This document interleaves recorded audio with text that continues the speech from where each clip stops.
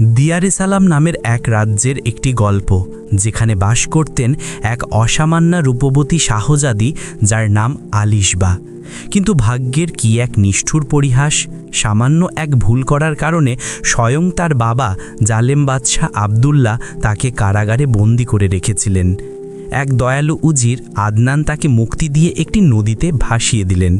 এরপর আলিশবার জীবনে কি ঘটেছিল, চলুন আজকের এই কাহিনীতে আমরা সেই অবিশ্বাস্য যাত্রার সাক্ষী হই। শাহজাদি আলিশবার মা ছিলেন এক অতি সাধারণ গরিব ঘরের মেয়ে। এই কারণেই বাদশাহ আবদুল্লাহ প্রায়ই তার রানীকে উপহাস করতেন।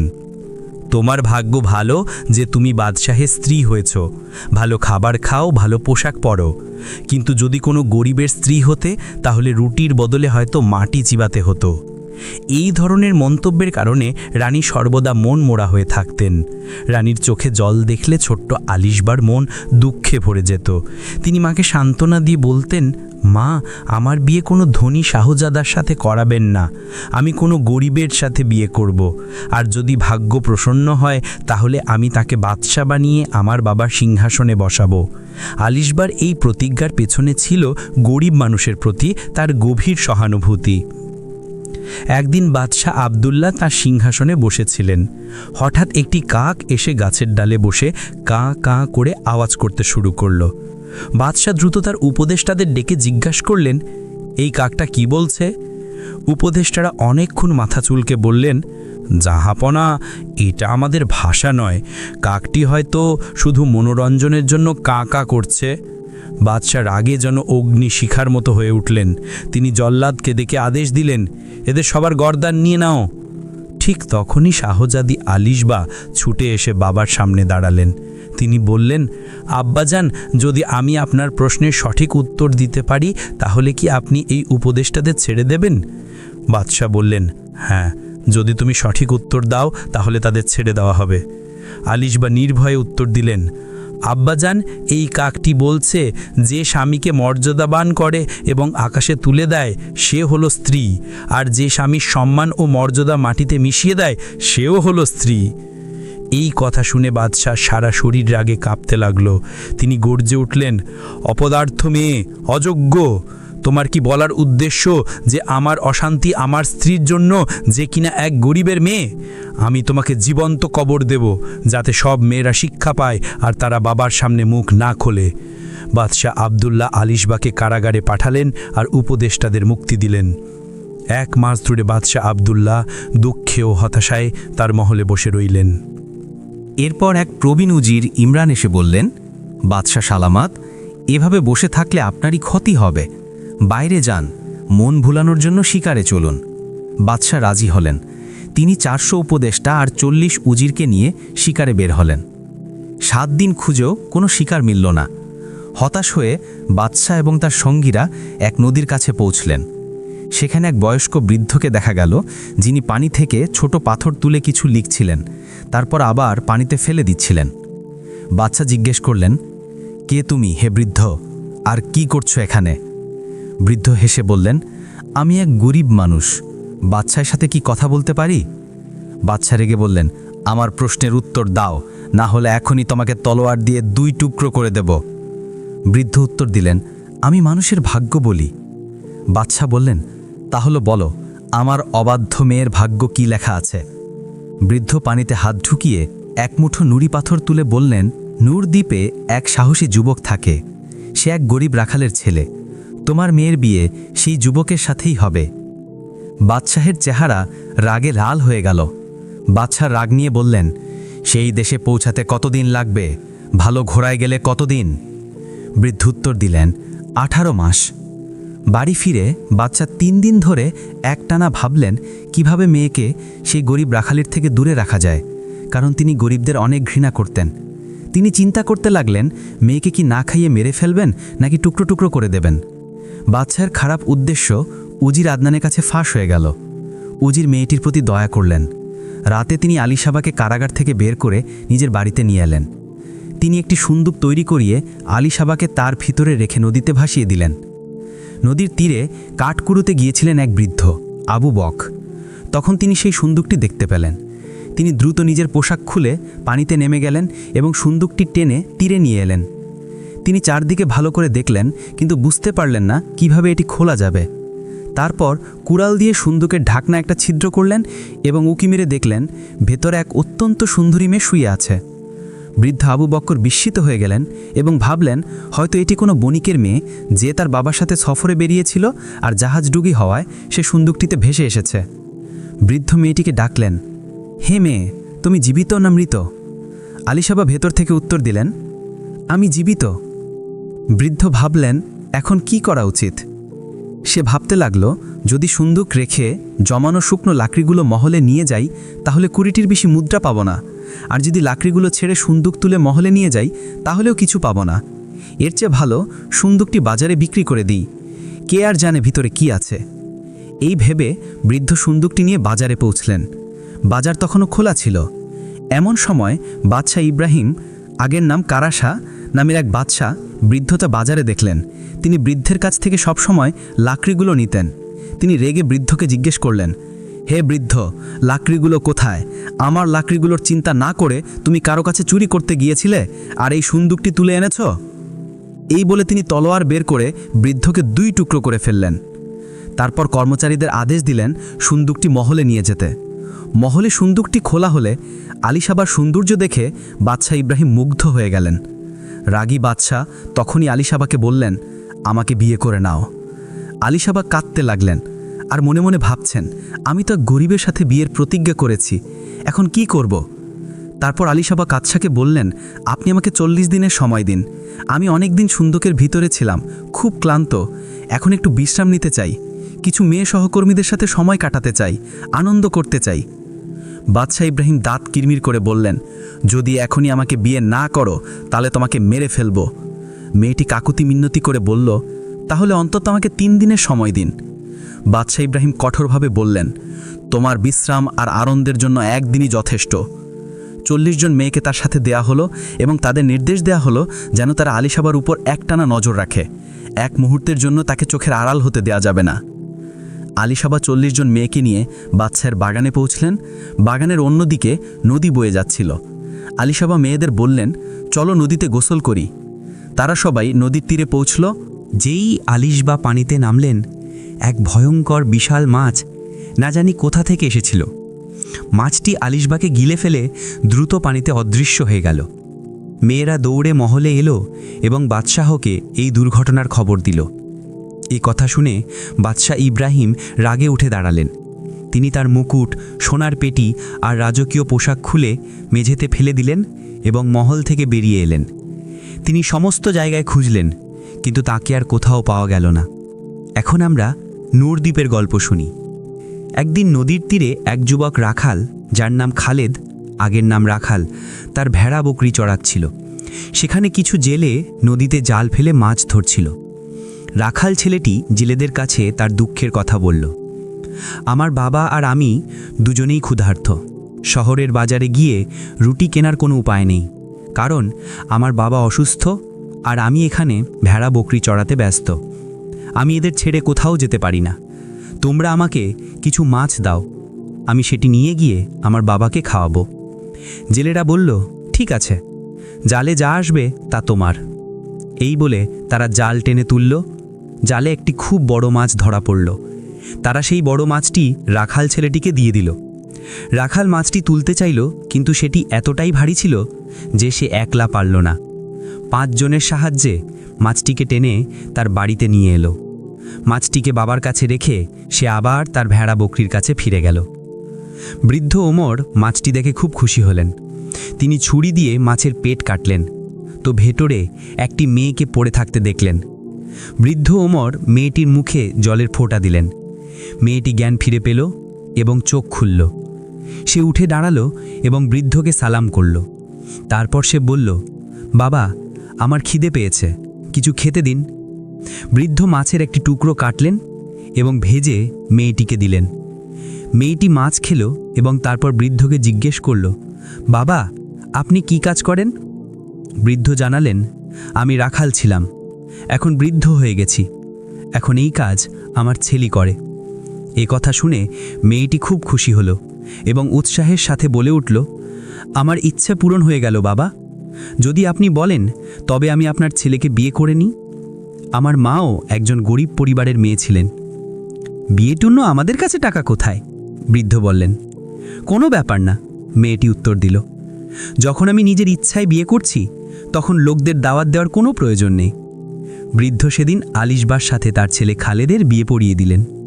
বিয়ের পরদিন সকালে আলিশবা তার মাথার চুল একটি রুমাল দিয়ে বেঁধে এবং কোমরের শাড়ি গুজে ঘরের কাজকর্মে লেগে গেলেন। তিনি পুরনো জিনিসগুলোর কাছে এসে দেখলেন যে সেগুলোর ওপর ধুলোর এত মোটা স্তর জমে গেছে যে সেগুলোকে দেখে ময়লার স্তূপ মনে হচ্ছিল।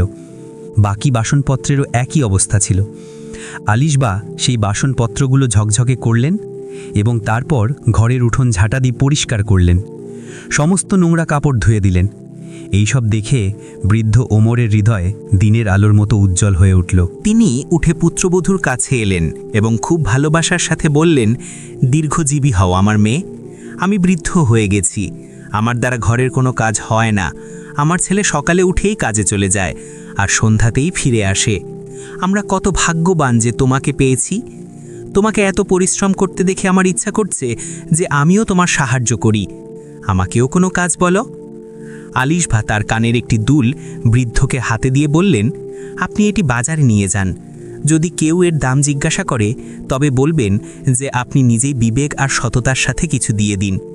যা দেবে ততটাতেই এটি বিক্রি করে দিন। বৃদ্ধ দুল নিয়ে বাজারে পৌঁছলেন। সেই সময় বড় বড় বণিকরা মাল কেনার জন্য বাজারে এসেছিলেন। একজন বণিক দেখলেন যে একজন বৃদ্ধ এক অত্যন্ত সুন্দর দুল হাতি নিয়ে দাঁড়িয়ে আছেন। তিনি বৃদ্ধের কাছে এসে জিজ্ঞাসা করলেন, বাবা, এর দাম কত? যে দাম আপনি নিজেই সততার সাথে দিতে চান, বৃদ্ধ উত্তর দিলেন। বণিক এক হাত লম্বা একটি চামড়া সিন্দুক সোনায় ভরে বৃদ্ধকে দিয়ে জিজ্ঞাসা করলেন, এটি যথেষ্ট নাকি আরও কিছু দেব? বৃদ্ধ উত্তর দিলেন, আমি তো বলেই দিয়েছি যে আপনি নিজেই সততার সাথে কিছু দিয়ে দিন। বৃদ্ধ সেই সোনার সিন্দুক বাড়িতে নিয়ে এলো। তারপর আলিশবাধার শ্বশুর এবং স্বামীকে বললেন, এখন আপনারা গিয়ে দুজন রাজমিস্ত্রি নিয়ে আসুন। আমাদের এই সোনা একটি সুরক্ষিত স্থানে লুকিয়ে রাখতে হবে, যাতে কেউ আমাদের রহস্য জানতে না পারে। বৃদ্ধ ওমর এবং তার ছেলে খালেদ মিস্ত্রি নিয়ে এলেন এবং সোনা একটি সুরক্ষিত ঘরে লুকিয়ে রাখলেন। আলিশবা বললেন, এই সব কিছু আমাদের জন্য আনন্দের কারণ হবে, কিন্তু আমাদের এটি লুকিয়ে রাখতে হবে এবং কাউকে জানতে দেওয়া যাবে না, না হলে আমরা মুশকিলে পড়ে যাব। সেই দিনগুলিতে বণিক তার জীবনের সিদ্ধান্তের উপর চিন্তা করলেন এবং সেই বৃদ্ধের কাছ থেকে শিখলেন যে বাস্তবে সত্য আর সততার শক্তি অন্যরকম হয়। তিনি জেনে গিয়েছিলেন যে যা কিছু তিনি চান তা সততার মাধ্যমেই অর্জন করতে পারেন। যখন তিনি একদিন বাজারে ফিরে এলেন তখন তিনি ভাবলেন যে তার জীবনের সবচেয়ে মূল্যবান জিনিস হলো তার সততা এবং কঠোর পরিশ্রম। তিনি বৃদ্ধের কাছে ক্ষমা চাইলেন এবং তাকে বললেন, বাবা, এখন আমিও আপনার মতো সততার সাথে জীবন কাটাবো এবং নিজেকে উন্নত করার চেষ্টা করব। বৃদ্ধ ওমর এবং আলিশবা দুজনেই তার কথায় হাসলেন এবং বললেন, এটাই তো আসল বাস্তবতা। যে সত্যিই সফল জীবন কাটাতে চায় তাকে সবসময় সততা এবং কঠোর পরিশ্রমের সাথে চলতে হয়। এখন সবকিছু বদলে গিয়েছিল। আলিশবা এবং তার পরিবার সুখে ছিল এবং তারা জানত যে সত্যের শক্তি দিয়ে প্রতিটি সমস্যার সমাধান করা যায়। আলিশবা বললেন, আমরা এখানে একটি নতুন শহর গড়ে তুলব। তারপর শহর থেকে রাজমিস্ত্রি ডাকলেন এবং তাদের বললেন, আপনারা আপনাদের পরিবারের সদস্যদেরও ডেকে নিন। মিস্ত্রিরা তাদের পরিবারের সদস্যদের সাথে ফিরে এলেন এবং এভাবেই শহর নির্মাণের কাজ শুরু হয়ে গেল। আলিশবার নির্দেশনায় মিস্ত্রিরা প্রথমে একটি খুব বড় প্রাচীর তৈরি করতে শুরু করলেন। প্রতিদিন মিস্ত্রি এবং তাদের পরিবারকে খাবার সরবরাহ করা হতো এবং কিছু টাকাও দেওয়া হতো। আলিশবা তাদের সবার জন্য ভালো পোশাকও বানিয়ে দিলেন। তার উদারতা এবং সহানুভূতির খ্যাতি দূর দূর পর্যন্ত ছড়িয়ে পড়ল। তার আতিথেয়তা দেখে আরও মিস্ত্রিরা আসতে লাগলো এবং তিনি সবাইকে খাবার দিতেন, পোশাক বানিয়ে দিতেন এবং হাসি মুখে তাদের সেবা করতেন। পথ দিয়ে যাওয়া লোকেরা জিজ্ঞাসা করত, এই প্রাচীর কে বানিয়েছে? মিস্ত্রিরা উত্তর দিত, যদি আপনিও কাজ করতে চান তবে এখানে আসুন, আপনি ভালো মজুরি পাবেন, খাবার এবং পোশাকও পাবেন। 15 দিনের মধ্যে 5000 পরিবার সেখানে চলে এলো। 3 মাসের মধ্যে এত বড় একটি প্রাচীর নির্মিত হলো, যার দৈর্ঘ্য এবং প্রস্থ 10 দিনে পাড়ি দেওয়া পথের সমান ছিল। সেই প্রাচীরে 12টি দরজা তৈরি করা হলো, এবং প্রতিটি দরজায় আলিশবার ছবি লাগিয়ে নিচে এই কথাগুলো লেখা হলো: এটি আলিশবা নগর, আগের নাম হুসেনাবাদ শহর। যার রুটি কাপড়ের প্রয়োজন হয় সে এখানে এসে কাজ করুক। 1 বছরের মধ্যে 7,000 পরিবার সেখানে বসতি স্থাপন করল। আলিশবা প্রতিটি পরিবারের জন্য একটি আলাদা বাড়ি তৈরি করলেন, যার মধ্যে দালান এবং কুঠুরি অন্তর্ভুক্ত ছিল।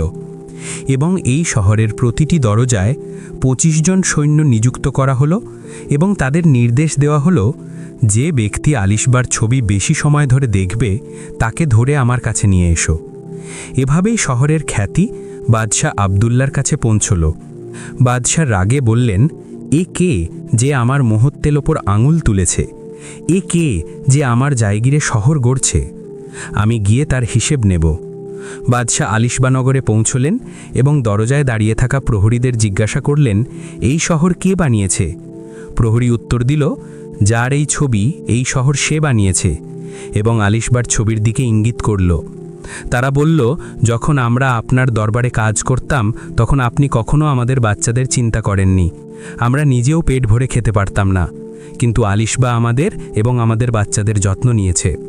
আমরা চাই যে আলিশবার নেতৃত্বে আমাদের সবার জীবন উন্নত হোক। এটা শুনে বাদশাহ তখন সেখান থেকে চলে যান। আলিশবার কাছে যখন এই কথা পৌঁছল তখন আলিশবা তাদের কথা শুনে বললেন, যদি আপনারা সত্যিই উন্নতি চান তবে সবার আগে আপনাদের বাদশাহের অত্যাচার থেকে তওবা করুন। আমি এই দেশে শান্তি ও সমৃদ্ধি আনার জন্য প্রস্তুত, তবে এর জন্য আপনাদের প্রথমে নিজেদের উন্নত করতে হবে। দেশের মানুষ আলিশবার কথায় প্রভাবিত হল এবং বাদশাহের অত্যাচারের বিরুদ্ধে আওয়াজ তোলার সাহস পেল। আলিশবা তার নীতিতে অটল থেকে শহরের উন্নয়নের কাজ শুরু করিয়ে দিলেন। তিনি গণপ্রকল্প শুরু করলেন, শিক্ষা এবং স্বাস্থ্য ব্যবস্থাকে উন্নত করলেন এবং মানুষকে একটি উন্নত জীবন দেওয়ার জন্য বাস্তব পদক্ষেপ নিলেন।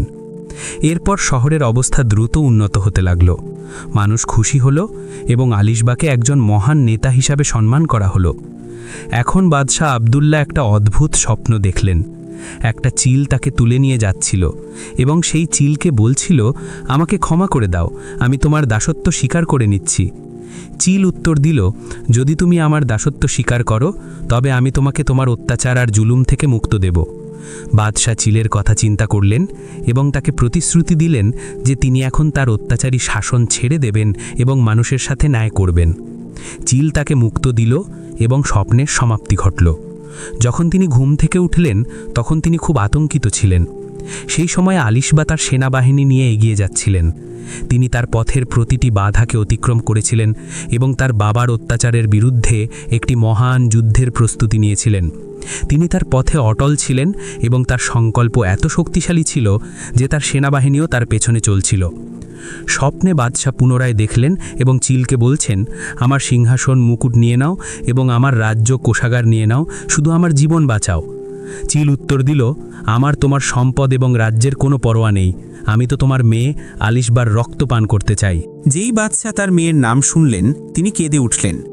হঠাৎ পাহাড়ের পেছন থেকে আলিশবার কণ্ঠস্বর এলো।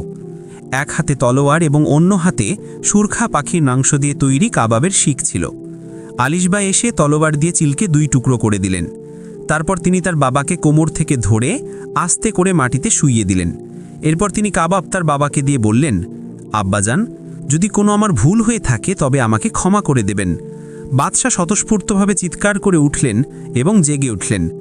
পরের দিন সকালে তিনি 400 উপদেষ্টা এবং 40 জন উজিরকে ডেকে বললেন, যদি তোমরা আমার স্বপ্নের ব্যাখ্যা বলতে না পারো তবে আমি কাউকে জীবিত রাখব না। একজন বড় উজির, আদনান, আগের নাম বড় উজির, উঠে দাঁড়িয়ে বললেন, যদি আপনি আমার প্রাণ বাঁচিয়ে দেন তবে আমি আপনাকে স্বপ্নের ব্যাখ্যা বলতে পারি। বাদশার আগে এসে বললেন, তাহলে বলো, কি সেই ব্যাখ্যা? উজির বললেন, সেই চিল যা আপনাকে তুলে নিতে এসেছিল সেটি কোনো শত্রু, এবং যখন সে আমাদের দেশ দখল করে আপনাকে বন্দী বানিয়ে ফেলবে তখন আপনার মেয়ে আপনাকে মুক্তি দেবে, তবে আপনার সিংহাসন অন্য কারো হাতে চলে যাবে। বাদশার আগে বললেন, কি? আমার অবাধ্য নেই, সে ধ্বংস হয়ে যাক। আর সেই উজিরকে বলল, তুমি আমাকে ভয় দেখিয়ে শান্তি ও সুখ থেকে বঞ্চিত করতে চাও, আমি তোমাকে কারাগারে পাঠিয়ে দেব যাতে তোমরা দুজনেই সেখানে মরে যাও। বাদশার আগে উজিরকে কারাগারে পাঠালেন এবং সেই দিন থেকে তিনি আর কখনো শান্তিতে ঘুমাতে পারলেন না। রাতভর তিনি ভয়ে তার বিছানায় ছটফট করতেন এবং শোবার ঘরে এদিক ওদিক ঘুরতেন। ঠিক যেমন কোনো আহত বনের শূকর ঝোপের মধ্যে ব্যথায় ছটফট করে। 1 সপ্তাহ পর একজন দূত বাদশাহের দরবারে এলো এবং দ্রুত ঘোষণা করল, দারুল খায়ের, আগের নাম ঝনঝন শহর, শহরের বাদশা তার সেনাবাহিনী নিয়ে আক্রমণ করতে আসছেন। দ্রুত আপনার 2টি হাত বুকে রেখে এবং মাথা নিচু করে তার স্বাগত জানান। যদি আপনি আপনার ইচ্ছায় রাজ্য তার হাতে তুলে না দেন, তবে আপনাকে এর জন্য বড় মূল্য দিতে হবে। আমাদের বাদশা আপনার জন্য সালাম এবং পুরস্কার পাঠিয়েছেন। এই বলে দূত বাদশাহের সামনে এলো এবং তার মুখে একটি জোরালো থাপ্পড় মারল। তারপর ক্ষমা চেয়ে এসে ফিরে গেল। দূতের চলে যাবার পর বাদশাহ কাঁপতে কাঁপতে তার উজিরকে বললেন, যদি দূতের এই অবস্থা হয়, তবে সেই বাদশাহের সৈন্যদের কি অবস্থা হবে? এখন আমাদের কি করা উচিত? কোনো পরামর্শ দাও। উজির উত্তর দিল, আমরা যাই বলি না কেন, আপনি আমাদের হত্যা করিয়ে দেবেন। উজির আরও বললেন, আপনি বড় উজির আদনানকে কারাগার থেকে বের করিয়ে দারুল খায়ের শহরের বাদশাহের কাছে পাঠান, পুরস্কার এবং সম্মান নিয়ে। তারপর যা হবার তা হবে। বাদশাহ বড় উজিরকে কারাগার থেকে বের করে বললেন, তুমি দ্রুত দারুল খায়ের শহরের বাদশাহের কাছে যাও এবং তাকে ঝুঁকে সালাম করো। যদি সে বলে, তবে আমার রাজ্য তাকে দিয়ে দিও, কারণ গতকালের থাপ্পড়ের প্রভাব এখনও আমার গালে আছে। আর যদি সে বলে যে বাদশাহের জীবন নিয়ে নিব, তবে আমি ফকিরের লাঠি নিয়ে শহর থেকে বেরিয়ে যাব, কারণ আমি আর কোনো থাপ্পড় সহ্য করতে পারবো না। উজির হেসে বাদশাকে বললেন, যখন আমি আপনাকে স্বপ্নের ব্যাখ্যা বলেছিলাম, তখন আপনার রাগ হয়েছিল। এখন আপনি বলুন, আমি কি সত্যি বলেছিলাম নাকি মিথ্যে? এখন শত্রু আসছে, সে আপনাকে একটি বনের ঘোড়ার লেজে বেঁধে নির্জন স্থানের দিকে দৌড়াবে এবং আপনার উপর কাঁটা টেনে দেওয়া হবে এবং আপনি কুকুরের মতো মারা যাবেন। বাদশাহ নীরবতার সাথে মাথায় নিচু করে বসে রইলেন, যেন কাঁদার মধ্যে আটকে পড়া গাধার মতো। উজির মূল্যবান উপহার নিয়ে রওনা হলেন এবং পথে দারুল খায়ের শহরের বাদশাহের কাছে যাওয়ার সময় আলিশবার জন্য একটি চিঠি লিখলেন, যাতে তার নামসহ চিঠির নিচে উল্লেখ করা হয়েছিল, এবং দূতকে পাঠিয়ে দিলেন। যখনই চিঠি আলিশবার কাছে পৌঁছল এবং তাতে লেখা ছিল, দারুল খায়ের শহরের বাদশাহ দিয়ারে সালাম, আগের নাম হামদাদ শহর দখল করতে আসছেন, তখন আলিশবা উজিরকে তার কাছে ডাকলেন। উজির দারুল খায়ের শহরের বাদশাহের কাছে না গিয়ে আলিশবার কাছে উপস্থিত হলেন। উজির ভেতরে এসে খুব আদবের সাথে ঝুঁকে সালাম করলেন এবং বসলেন। তিনি এদিক ওদিক তাকালেন এবং বললেন যে বাদশাহের সামনে বসে আছেন যিনি আলিশবার স্বামী মানে রাখাল খালেদ ছিলেন। সিংহাসনের চারপাশে 40 জন সৈন্য বাদশাহের ইশারার অপেক্ষায় দাঁড়িয়েছিল এবং সিংহাসনের একদিকে কেউ মুখ ঢেকে বসেছিল। সেই মুখ ঢাকা ব্যক্তিটা উজিরকে বলল, তোমার একা আমাদের শিবিরে আসতে ভয় লাগেনি? এখানে তোমার সমর্থন করার কেউ নেই। যদি আমি তোমাকে মেরে ফেলি তবে? বড় উজির আলিশবার কণ্ঠস্বর চিনতে পারলেন এবং দ্রুত উত্তর দিলেন, যাকে মৃত্যুর মুখ থেকে বাঁচানো হয়েছে সে হেন ভয় পাবে? তখন আলিশবা তার মুখ থেকে ওড়না সরালেন এবং উঠে বড় উজিরের কাছে এলেন। ওহে আমার উপকারী, ওহে আমার নেকদিল ইনসান। আলিশবা উজিরকে বললেন, আপনার কারণে আজ আমি জীবিত। যদি আমি আমার বাবার রাজ্যকে দারুল খা শহরের বাদশা থেকে মুক্ত করে আপনার হাতে তুলে দিই, তবে কি আপনি এটি ন্যায়ের সাথে চালাতে পারবেন? বড় উজির বললেন, বেটি, আমি তো এখন বৃদ্ধ হয়ে গেছি। যদি তুমি এই সম্পত্তি আমার হাতে তুলে দাও, তবে আমি তা সেই ব্যক্তির হাতে তুলে দেব যিনি আমার সামনে বসে আছেন। আলিশবা তার সেনাবাহিনী নিয়ে শহরে প্রবেশ করলেন এবং দারুল খায়ের শহরের বাদশা ও তার সৈন্যদের সাথে লড়াই করে তাকে পরাজিত করলেন। তারপর দিয়ারে সালাম রাজ্যে ফিরে তার বাবার খোঁজ শুরু করলেন, কিন্তু তাকে কোথাও পাওয়া গেল না। তিনি ভয়ে দ্রুত পালিয়ে গেছিলেন এবং তারপর আর কখনো দেখা যায়নি। আলিশবা তার স্বামী খালেদের সাথে মিলে সারা দেশে শাসন শুরু করলেন। যত নির্দোষ কারাগারে বন্দী ছিল সবাইকে মুক্তি দিলেন। বিভিন্ন উজির এবং উপদেষ্টাদের বিভিন্ন শহরের শাসক নিযুক্ত করলেন। এইভাবেই আলিশবা সেই কথাটি সত্যি প্রমাণ করলেন যেটা তিনি তার বাবা বাদশাকে বলেছিলেন, নারী যদি চায় তবে পুরুষকে আকাশের উচ্চতায় পৌঁছে দিতে পারে, আর যদি নারী চায় তবে সেই উচ্চতা থেকে মাটিতেও নামিয়ে আনতে পারে। গল্পটি এখানেই শেষ হলো। আশা করি আপনাদের গল্পটি পছন্দ হয়েছে। যদি ভালো লেগে থাকে তবে এটিকে লাইক করুন।